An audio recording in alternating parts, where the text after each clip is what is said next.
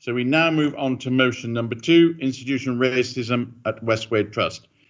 Members will see that an amendment has been submitted. And Councillor Nagy, are you going to formally move this motion now?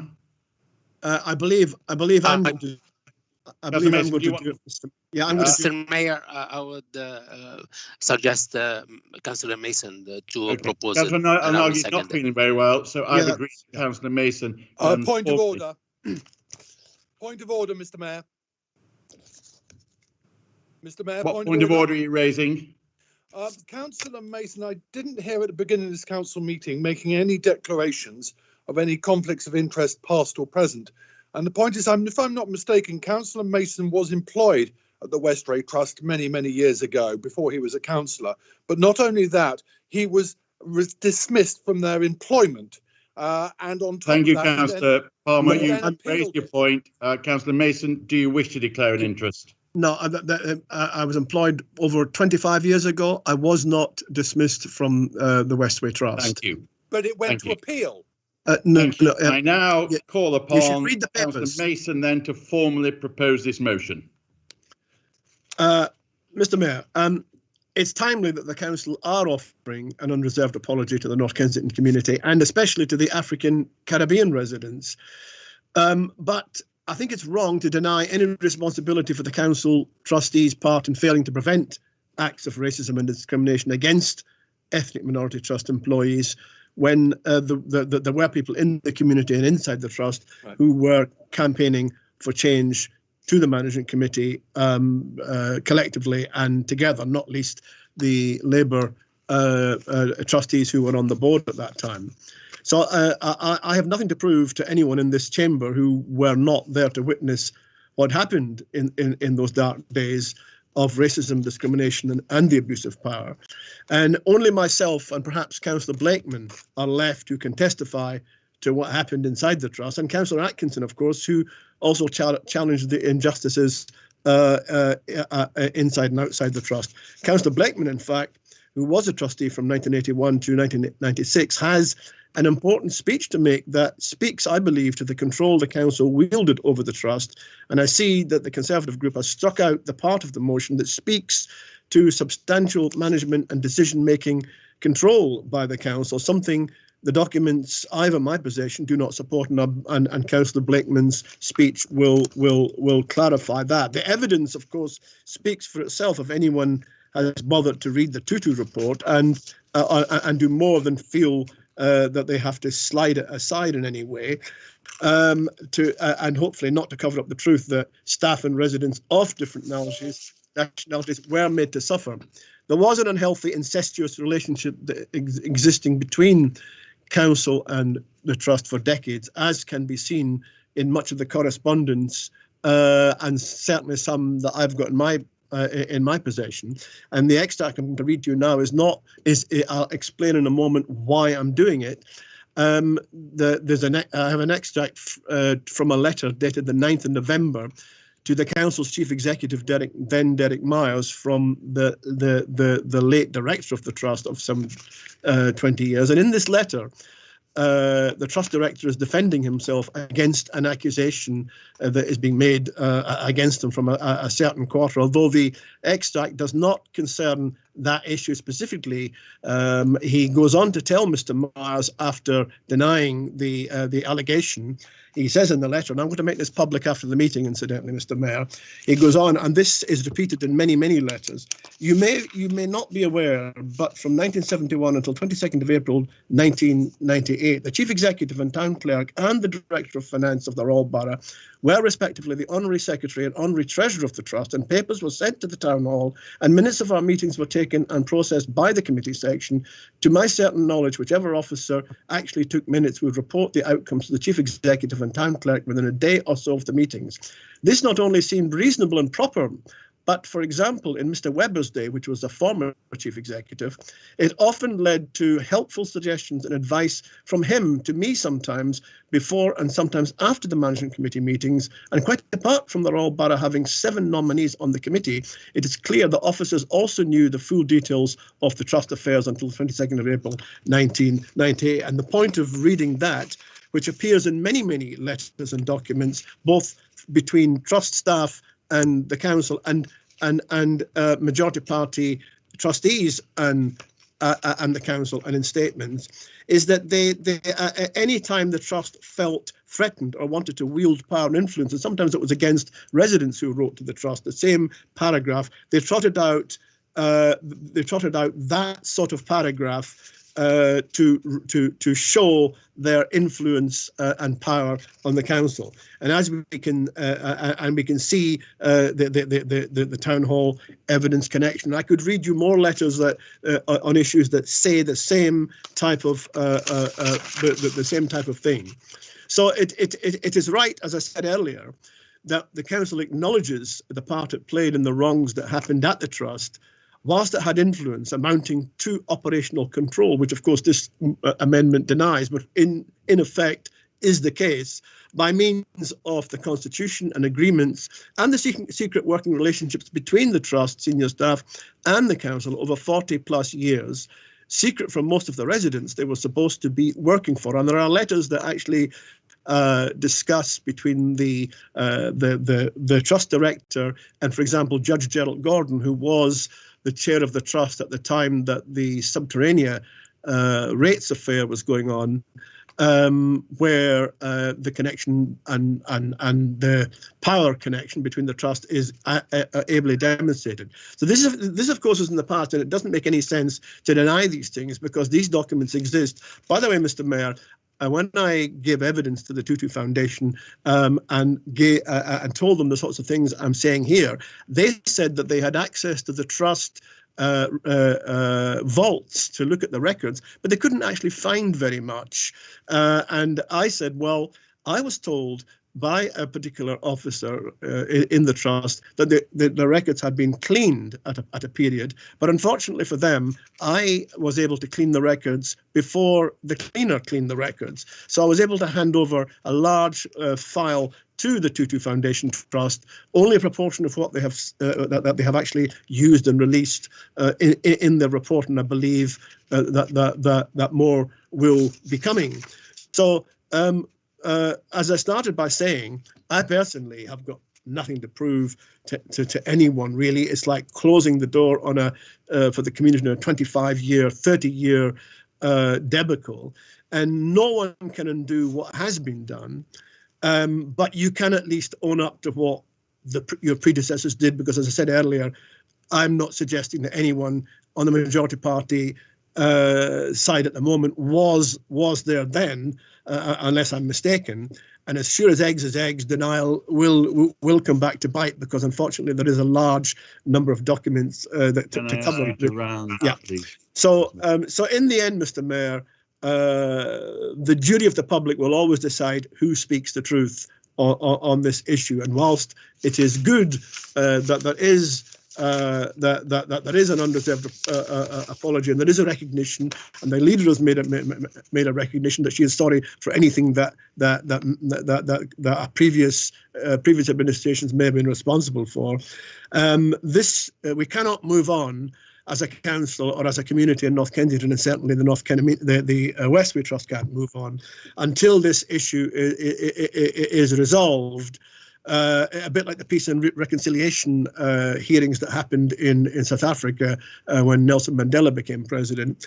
It has to be the past has to be resolved and dealt with, and recompense made for, and admissions made for, and failing to admit partially what actually happened really doesn't show very good faith, and it just means that other documents have to be released to show that what is being denied partially here actually was the case.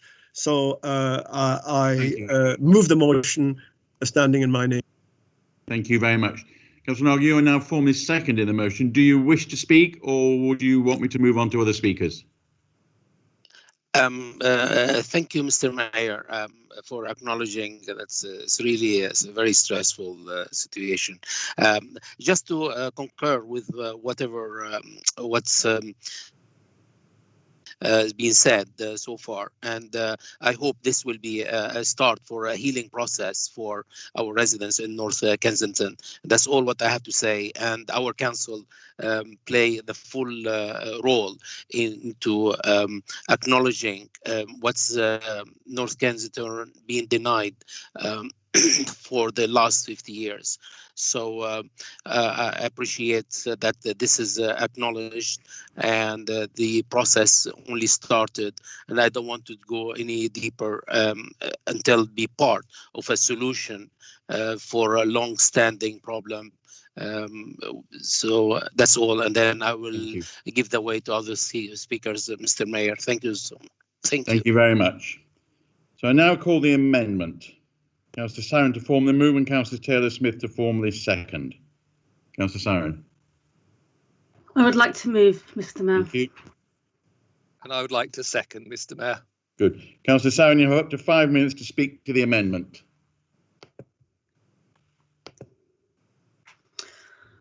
Thank you, Mr. Mayor, and thank you, Councillor El Naghi and Mason, for bringing this motion forward tonight. I wanted to start by saying how humbled I was to listen to Toby speaking to us this evening as chair of the Westway Trust. I hope I can speak for all of us in thanking him and acknowledging his understandable apprehension. And I also support his comments that 5 minutes is woefully inadequate. Mr. Mayor, the Westway Trust is a vital part of the recovery of North Kensington. Many of the spaces under the motorway were built by the community for use by the community. This was the history of the place after the motorway had cut a neighbourhood in half. The people who lived here, having suffered great hardship, fought for the land and started to rebuild it for themselves. It is this community spirit which continues to this day. The community of North Kensington is highly skilled, highly passionate, but most of all resilient. Resilient because they've endured a disturbing history of racism and deprivation. They've also endured the tragedy of Grenfell, and they are also enduring the current pandemic, which has hit many of our community members in the North very hard, indeed, as referenced by Councillor Press earlier. Mr. Mayor, making the best possible use of this land is more important than ever before. I was a trustee of the Westway Trust. I was there when the Tutu report was commissioned and whilst the evidence was being gathered. The board, as it was then, absolutely supported the need for the investigation to take place, but it was a fight. The trust was clearly broken and was not delivering for local people. Other agendas had taken root. Tutu gave local residents, particularly those from the African Caribbean community, a voice that they had not had before. Those who had suffered various discriminations were able to speak. The community struggle to identify and call out what has gone wrong at the trust is inspiring and was a big part of why this report was commissioned. The day the report was published was an important turning point in the history of the trust. It provides a platform to understand the lessons, apologise, start to heal, and start to move forward hand in hand with the community. A big part of the membership is also local organisations, many of which represent the many diverse voices in the north of the borough. It is also an important moment for this council to understand its role in what happened and acknowledge it. It is part of our own culture change. There is no doubt about the council's involvement in the trust, both historically and more recently. The trust was created as a charity, by definition independent, but the council did have a dominant role through its nominations and historically through the secretary of the trust. We must and do acknowledge this past, and I welcome this amendment with its factual corrections and its unreserved apology. Let there be no ambiguity. We deplore racism and discrimination in any guise, and we will fight to uproot it and eradicate it. The trust lost its way and began to operate in isolation of community needs and wants. You only have to walk down the estate to see the results of this. Although much loved, the spaces don't look how we want them to be. The stables is a prime example. For over 20 years, through Sarah Tuvi's leadership, the stables supported vulnerable and deprived children with equine therapy and respite. The trust should have done everything it could to support her, But instead, it shut the stables down, rightly provoking local anger and a petition of over 3,000 names.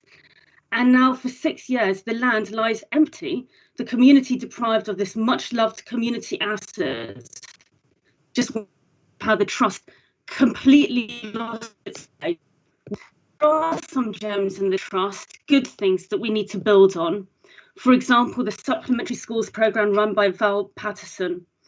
The community centre at Bay 20, although born from justified suspicion, now provides a welcoming community space, and during the pandemic is supporting some of our most vulnerable residents, thanks to the work that Fiona and her team are doing.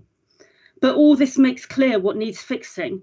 I really hope we can build a good working relationship with the community board to support us, that local people feel real ownership of and feel connected with.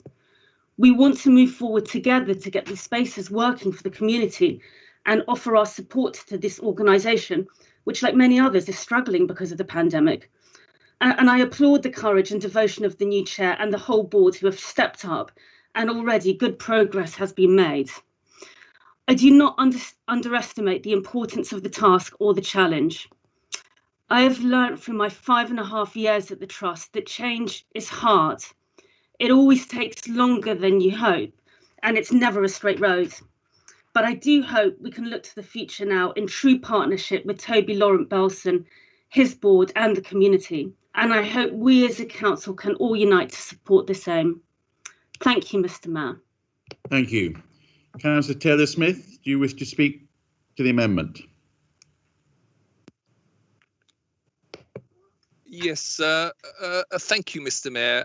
And again, I'd like to thank Councillor Mason and El-Naghi for bringing this motion, and also my thanks to Toby for coming and speaking to us today, albeit briefly. So in the immediate aftermath of the Grenfell tragedy, this council adopted the Hillsborough Charter in terms of truth and candour, and this amendment respects this commitment.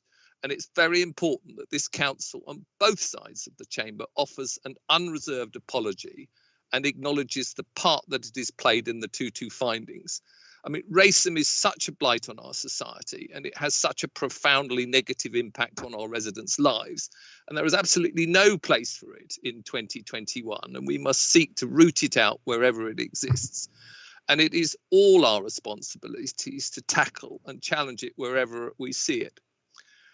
I don't want to repeat what Anne has said, which I completely agree with. I would like to focus on the part of the motion which supports the efforts by the community groups and individuals who have driven change at the Trust, and to talk about our commitment to be part of that change. And this is something obviously Toby has referred to.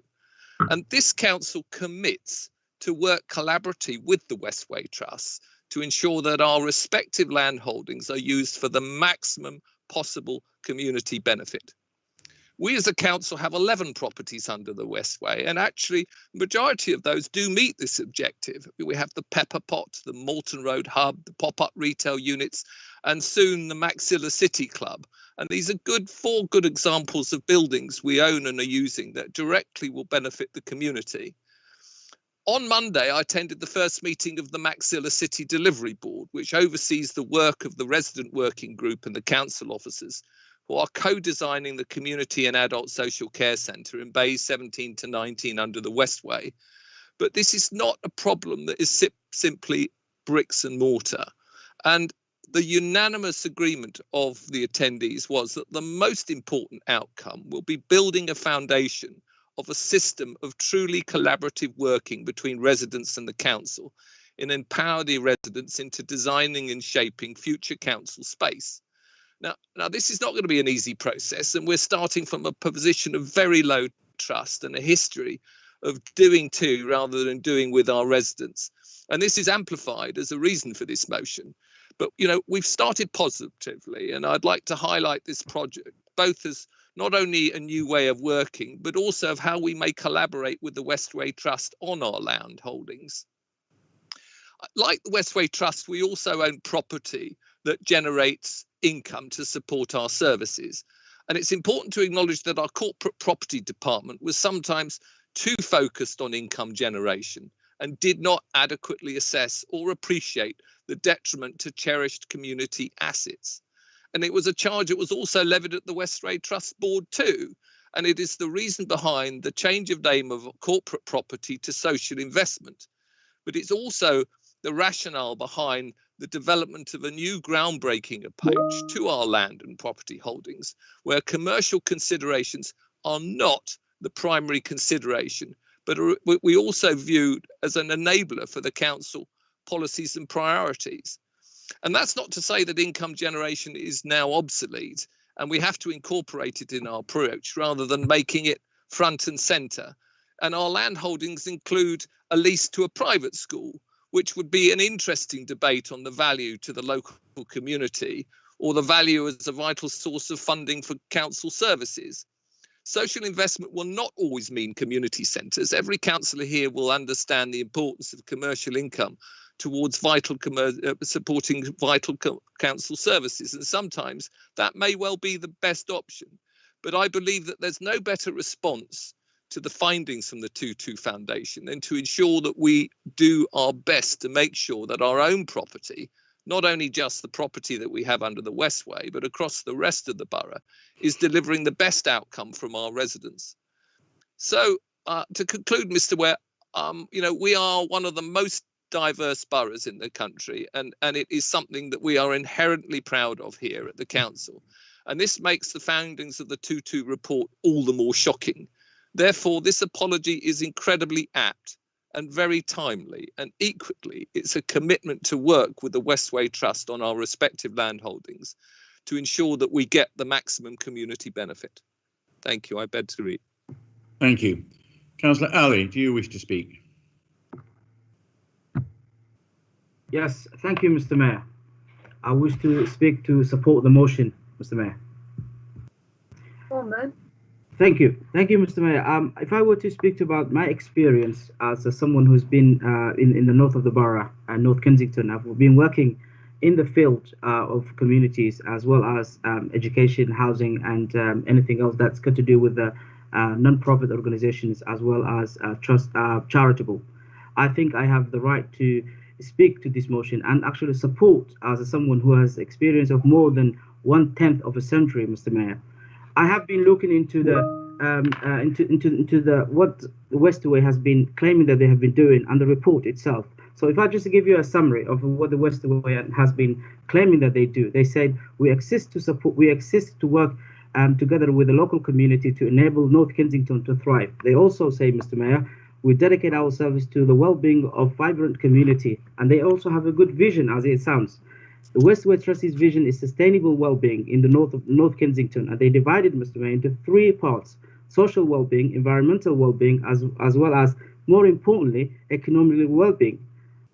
Finally, the organization's vision. The organization has also 4 values, which are quite important. If you look at it, it says it starts with openness, credibility, reliability, and responsibility. Mr. Mayor, one can argue that the organization's vision as well as the values are not worth the paper they are written on, as they have now been found as institutional racist organization.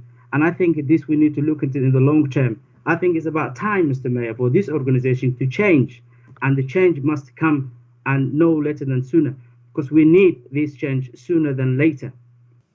Mr. Mayor, it's about time this organization to work with the local people to open up its trustee positions to the local people who value the local communities and also recruit from local. However, having heard from the current chair of the organization, I would suggest, Mr. Mayor, that it's not time for the organization to change its name to make sure it's run away from its past, as it did so far 3 times. I think changing the name of the organization from Westway Trust to something else will not be helpful in the long term. Also, dismantling the organization will not solve the problem, Mr. Mayor. As we all know now, the Westway Trust have now stated that they accepted all the recommendations laid out in the 2-2 Foundation report and have apologized to the entire community for the wrongdoing committed against them over the years. The communities with African origin, with origin of African, Caribbean, Middle Eastern, Asian, and other minorities have been subject to sustained racism over the years by the organization which is supposed to support them and to help them thrive in our borough and in our community. We therefore not just accept or call for or demand unreserved apology, but this organization must have a change of culture sooner than later, Mr. Mayor. The families and the children who have been subjected to the racism over the years, Mr. Mayor, could have been the leaders of our borough, and indeed could have been the leaders of our country if an equal opportunity would have been given. But it clearly shows that this organization have denied members of our community that I belong to. They have not been given opportunities due to racism, and this can no longer go. And I would say, Mr. Mayor, to finish it off, the communities that have been subjected to the racism and the ones that have been mentioned, the African, Caribbean, Middle Eastern, and Asian and others, we know when you serve communities, Mr. Mayor, you'd never know who's coming from them. And I think it's a great example to use as someone who has got a mixed heritage. For example, the vice president now of the United States, she has a South Indian mother and a father of Caribbean, Jamaican. Imagine, Mr. Mayor, if she did not have the opportunity she had in her time, she would not have been holding today the second highest office on the face of the earth. I think it's about time to look at the communities that we serve. They are human beings, they have the talents, and we should be given an equal opportunity. And I think we should allow, and the council should allow, the Westway Trust to make the change necessary and not to dictate what's required by a majority, but what's required by the community that it serves. I therefore support the motion, Mr. Mayor. Thank you. Thank you very much. I call upon Councillor Rossi, who wishes to speak. Thank you, Mr. Mayor. Martin Luther King said that a riot is the language of the unheard. Now, I don't condone violence, but what this eminently peaceful and courageous man was saying was that race, segregation, and prejudice were tearing the fabric of the United States apart, that attention must be paid to injustice, and that dire consequences can flow from not listening. About the same time in the US, the term institutional racism was coined. Institutional racism is more insidious than overt racism, and so is more difficult to pin down and more difficult to combat. It took the tragic and racist murder of Stephen Lawrence in 1993 to provide us with Macpherson's definition of institutional racism, which we use today and is used in the Tutu report on the Westway Trust. Whereas the murder of Lawrence was an act of determined racism, Macpherson was looking into the collective failure of the Metropolitan Police to investigate and prosecute this crime. It is said that there are two faces of power. The hidden one, like the dark side of the moon, prevents issues and voices being raised in the decision-making process. So I would like to thank the members of Westway 23 for forcing us to address this issue, for commissioning the Tutu report, and for establishing a board which reflects the North Kensington community. I, like every other member of this chamber, owe an apology, a heartfelt apology, to the people in North Kensington and also to the staff at the Trust for our part in allowing institutional racism to exist at the Westway Trust. For my own part, I have to say sorry for my ignorance of what was going on at the Trust, despite being a councillor for more than 10 years. The Westway Trust was created to serve the community, and though I believe there were good intentions at the start, things soon went wrong. It forgot simply what it was for, and at times excluded the very community it was created to serve. This injustice has to be corrected. It has been a privilege for me to be a trustee at the Westway Trust for the past 6 months. In Toby Lauren Belson, who you've all heard speaking tonight, we have an inspirational chair, and the board is made up of committed individuals who all contribute fully to promoting the necessary changes. The board has a clear sense of direction and a very clear set of values. It has a mandate from the community it serves and a will to drive through vital change. Like Toby, I see this watershed moment as a beginning. The tutor report recommends that the Trust become independent of the Council, which I fully understand, though I am happy to continue for as long as they want me to stay. With independence, a new relationship with the Council must be forged, and that is what I hope we are all doing here tonight, and that the Council will fully support the Trust going forward. Finally, racism is a moral issue and it is above party politics, so I hope that we can all come together on this motion tonight. Today is Holocaust Memorial Day, and we should all remember that the ultimate expression of racism is genocide. Thank you. Thank you. Councillor Bakhtiar, would you like to speak, please? Thank you, Mr. Mayor. Just something very simple, because most of the things I was going to say was said by my colleagues. I just want to remind us that all of us, scientific DNA mapping and scientific research prove that nearly most of humanity are descended from a single mother from Africa, she was alive just over 200,000 years ago. This is enough to tell us, that we are all coming from the one source. We are all equal. No one is better than the other. This is very simple, basic fact we need to remember. And I'm very glad that I'm expecting a good future for the new mine management. Can you hear me, Mr. Mayor? Hello? Hello? We can yes, hear we can you. hear you. It's very faint, but we can hear you. Yes. Let me disconnect the headphone. Can you hear me better now? Yes, if you speak up, we're okay. Thank you. Okay. I was just repeat that DNA mapping and scientific research prove that almost all of human beings on the planet descended from a single mother who lived just over 200,000 years ago, and she was from Africa. This proves that we are all coming from one source, almost one source.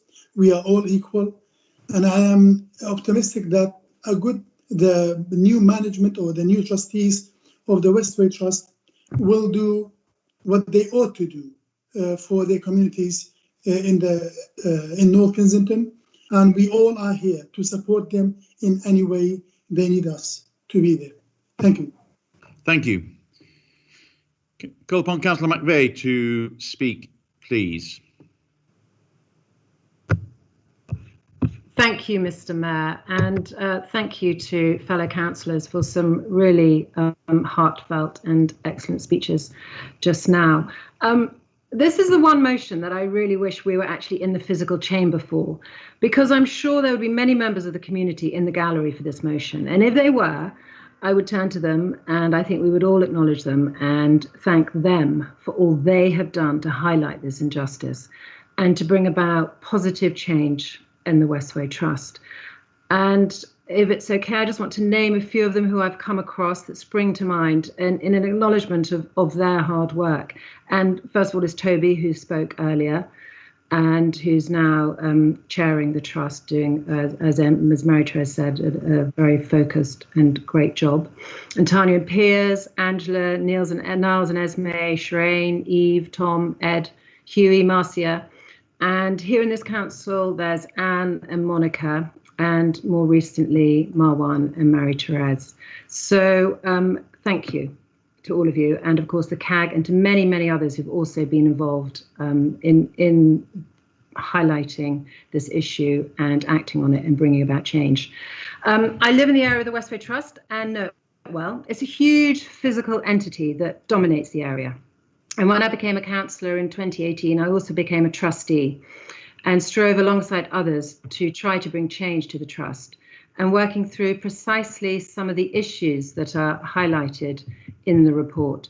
As Toby says, the report is a beginning to explore some of the issues. And Anne just mentioned that the Westway Trust has lost its way. And that is true, though over time it has done some amazing things like the sports centre, its supplementary schools, and working with the traveller community. But sadly, it has also failed to do many things it could have done. And that is what we're speaking about today. And reading the Tutu report brings that, again, sadly, into stark relief. And I am sorry for all the hurt that has been caused over the years. The Tutu report mentions several influential figures and elders in the community, such as Roden Gordon, Rothwell Kentish, Pepe Francis, Wilf Walker and Clive Phillips, who all tried to do so much for the community, but were not supported. And this is where change needs to happen. As Angela Spence said about the report, it shows that there is no place for complacency and ignorance in what should be a just society. So the Tutu report is about acknowledging the harm that institutional racism does and then working to change it. As the 1999 Macpherson inquiry says, there must be an unequivocal acceptance of the problem of institutional racism and its nature before it can be addressed as it needs to be. So this is why we are here discussing this tonight. And this motion and the amendments to it are crucial in accepting the report and our part in it, and to support the need for change. So I'd like to end with some wise words from Canon Nontobi Naomi Tutu about the report. She says, "It offers an opportunity for us to use it as a model for the work of racial healing that is needed in so many institutions." So, Mr. Mayor, I look forward to seeing this healing. Thank you. Thank you. Councillor Blakeman, would you like to speak, please? Thank you, Mr. Mayor. It's very interesting that no one so far has acknowledged that the change of attitude on the council's behalf only happened because of the Grenfell tragedy and 72 lives that were lost. And I think it's important to make that point. I am someone who was demonised by the Trust for many, many years, and I'm speaking, and it's another history lesson, I'm afraid. I am speaking to explain how the Westway Trust, which was then known as the North Kensington Amenity Trust, was able to exercise its power over the local communities in a way that was approved, supported and endorsed by the then council through its domination of the board of a so-called independent organisation. In 1987, as the only Labour trustee, I sent a paper to the late Guy Mayers, another trustee, for his discussions with former councillor Richard Walker Arnott about the Trust constitution. This constitution ensured the council's control over trust decisions, which, as the Tutu report indicates, enabled it to act in a way that was institutionally racist. The principles governing the Trust Constitution were first set out in a paper approved by the Council's Coordinating and Policy Committee on the 16th of June 1969. These proposals included the intent that the Council would set up an independent body that would be serviced by Council officers, and to maintain the Council's firm control, I quote, firm control over the Trust. The Town Clerk and Borough Treasurer would be Secretary and Treasurer of the Trust. Then a subcommittee of the Coordinating and Policy Committee prepared a draft constitution, which the full committee agreed on the 2nd of November 1970. And this was the constitution that met the council's objective of retaining firm control. It appointed 7 trustees, and it ignored proportionality by including only one Labour member representing the North Kensington wards.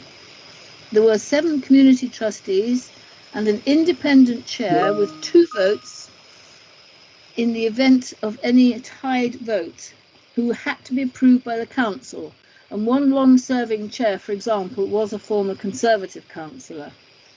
Furthermore, although council-appointed trustees bound by confidentiality, they were also required to report to the town clerk any issue of interest to the council, and correspondence between the leaders of the council's ruling and minority groups in 1982 confirmed that council-appointed members could consult with their respective groups on any trust matter, thus breaching the legal obligation of trustees always to act independently.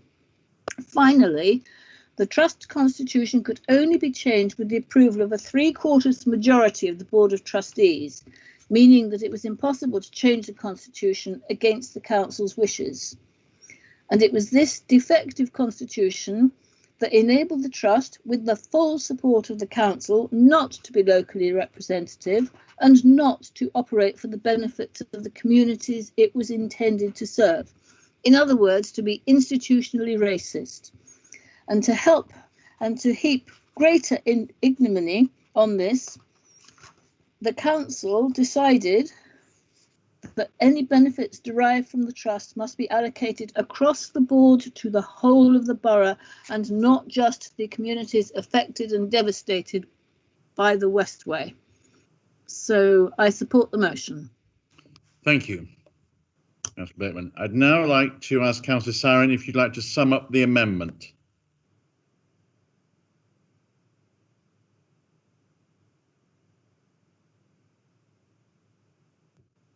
Councillor Siren, would you wish to sum up the amendment that you proposed? Sorry, Mr. Mayor, I was having some troubles with the mute button. I was heartened by Councillor Mason's comments that we all recognise and learn from what happened and we move forward. And for me, it will also be a pleasure to see us start to right those wrongs. But I'm trying not to rise to his challenge about the council involvement. We all accept that and have apologised for the council's part in allowing institutional racism to develop. And I do really also appreciate Councillor Blakeman's report, the historical report, much of which I'm familiar with and have not acknowledged in my speech, and it's referenced in the amendment.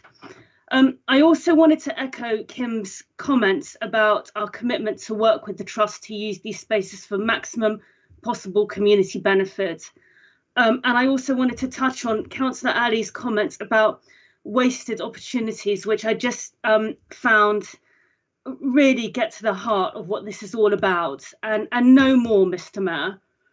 But I wouldn't be able to sum up without returning to the key learnings of the Tutu reports, the findings of institutional racism and the exclusion and disrespect that it implies, denying services and resources to those who have a right to them. And I really do want to thank everybody for participating in the discussion tonight. It's a subject matter that's very close to my heart, and I really hope we will see speedy progress and a return of these assets to the people they belong to. Thank you, Mr. Mayor. Thank you. Councillor Mason, do you wish to respond as the proposer of the motion? Thank you, Mr. Mayor. Yes, of course, I'm very heartened on the discussion across both parties. And before I forget, can I just pick up on what Councillor Siren said? And of course, she's made some very useful comments about healing, and so has Councillor Algie.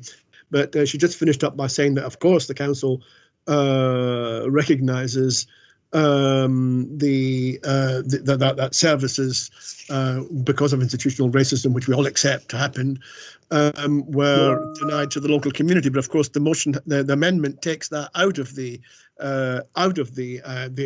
original motion, denying them services and trust resources, etc. That's been taken out of the motion. And Councillor Blakeman, of course, speaks to the decision-making control over the council, which of course is also taken out of the motion. But we have to live. We have to live with your majority, I guess. Councillor Rossi, of course, made absolutely excellent points about the fact that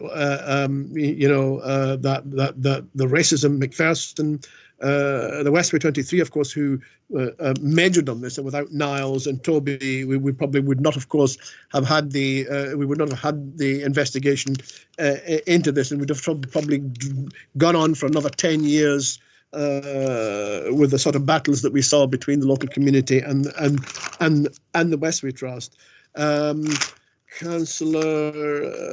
Councillor Ali, of course, talked about the inequalities and he counterposed the aims and objectives that the trust said they were meant to be dealing with social, economic, and health, etc., which of course they were obviously not, because they were found to be institutionally racist. And Councillor McVeigh, of course, talked about a new beginning, which we all have to hope goes forward, and about Wilf Walker, Roden Gordon, and Pepe Francis, and all of those who were at times working with the Trust and on the Trust board. And it's worth pointing out that Pepe Francis, of course, who tried extremely hard to get through to the board, he had a mass camp behind the Acklam Play Centre, where opposite the tent on Portobello Road. And of course, when he fell out with the late director,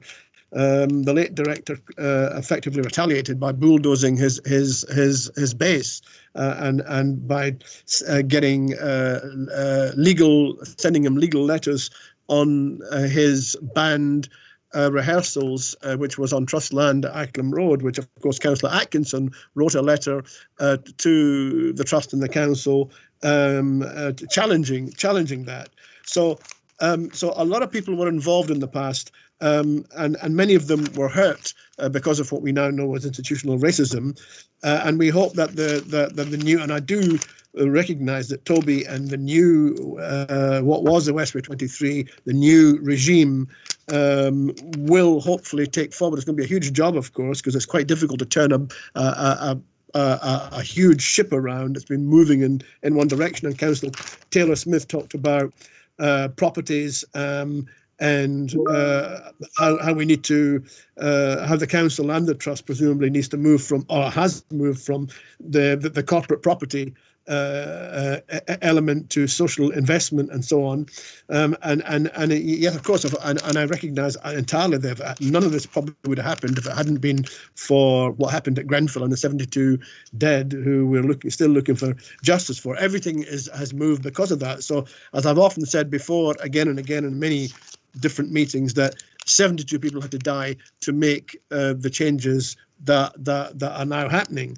So, but I, of course, would of course exhort the council to support the original motion, because the speakers who have spoken, including the movers of the amendment, have actually acknowledged that the issues they've taken out of the main motion and excluded from the amendment were actually factors, were actually factors in what has happened. So of course you're going to use your majority to agree the amendment. But as I say, the speakers have already agreed what is in the original motion. So I'm very long in the tooth about this, but I just think it's a bit to say one thing and do another, to vote on another on an amendment that doesn't reflect what the discussion we've just had, doesn't seem to add up, basically. So I'll leave it at that, Mr. Mayor, but I would definitely ask the council to support the original motion, because that's what you have actually spoken to and supported, whether you realise it or not. Thank you. Thank you. Councillor Siren, you have your hand up. Is this a point of order? No, Mr. Mayor. I mean, I did want to correct, but it's not a point of order. What would you like to correct very quickly? Well, I've written it in the chat. The bit about the community being denied services was not taken up at all, nor the control that the council had. So only factual amendments have been made. Okay, thank you. So I now put the amendment to the vote. Councillor Thalasitis, is the Conservative group for or against the amendment? We are for the amendment, Mr. Mayor. Councillor Lara, is the Labour group for or against the amendment, or abstaining? Abstaining, Mr. Mayor. Councillor Wade, are you for or against the amendment, or abstaining? For the amendment. Councillor Palmer, are you for or against the amendment, or abstaining? For the amendment. Are there any other abstentions or votes not along party lines? I therefore declare the amendment carried, and I now put the motion as amended to the vote.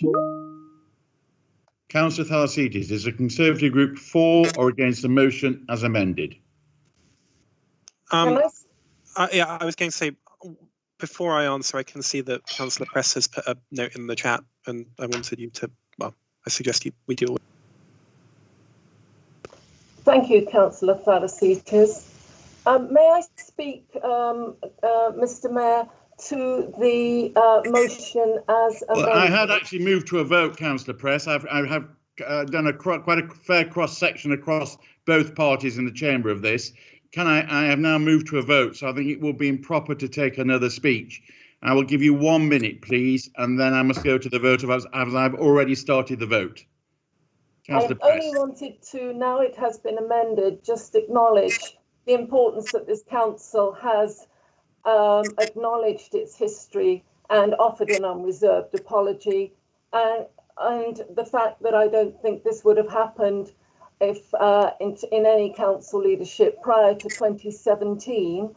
And I wanted to note very briefly that when I was Labour Group nominee 2016 to 19, that although I personally don't think councillors should hold nominated places on the trust board, as the trust should have been seen to be totally independent of the council, that I did note how the group who worked often in my living room that wanted change and community involvement included very much Councillor McVeigh and Councillor Siren as individual trustees, SOF in bringing in the human resources and independent legal advice to support evidence of whistleblowers, and of course Anne in her work that continues with maintaining and rebuilding the Westway stables with Sarah and the community members at the centre.